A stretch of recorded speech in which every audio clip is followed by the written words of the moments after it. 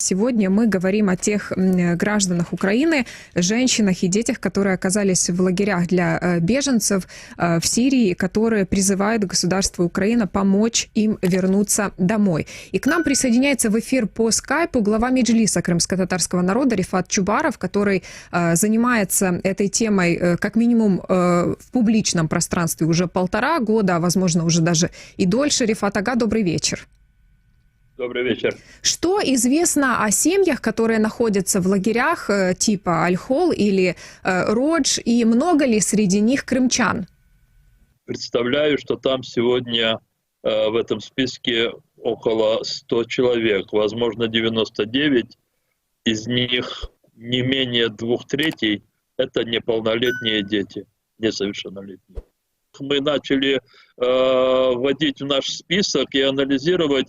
Их набралось 72 человека, 72 было в нашем списке, из них 43 несовершеннолетних ребенка.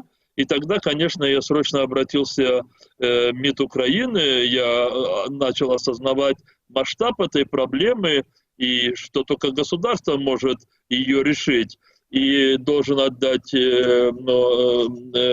вот вниманию МИД. МИД очень тогда оперативно откликнулся. Мы выступили с инициативой, я как народный депутат написал свои предложения на имя министра иностранных дел Украины. Они были приняты в основу, начали собирать совещания с представителями спецслужб, других ведомств Украины, ну, скажем, Министерства социального обеспечения, здравоохранения. И через некоторое время мы уже понимали, что какой алгоритм наших действий, поскольку перед этим мы также встретились с Международным Красным Крестом, с представителями посольств некоторых стран, которые могли нам помочь вот, в создавшейся ситуации. Но и мы вышли на какой-то алгоритм действий, но не было такого толчка, знаете, которое бы мобилизовало бы все ведомства, чтобы никто, скажем так, ну, не отнекивался и не говорил, что это в его полномочиях. И для того, чтобы дать такой толчок, мне тогда пришлось выступить на Дне правительства в Верховной Раде Украины, и вице-премьер тогдашний господин Кубев созвал рабочее совещание в Кабмине, и после этого, в общем-то, начали завершать первый этап.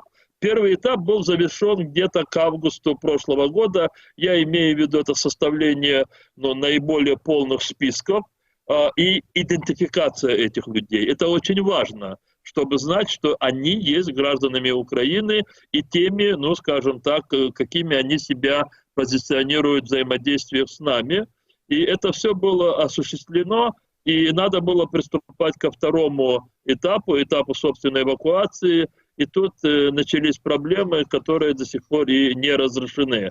Я не могу сказать, насколько объективные или субъективные причины вот, не эвакуации до сегодняшнего дня граждан Украины, которые находятся в столь критической ситуации там, в лагере Эль-Хол, но просто наши службы, они абсолютно вот, ушли от диалога, и поэтому вот я пытался все это время выступать, знаете, таким посредником между родственниками и теми людьми, которые в лагере, и властью.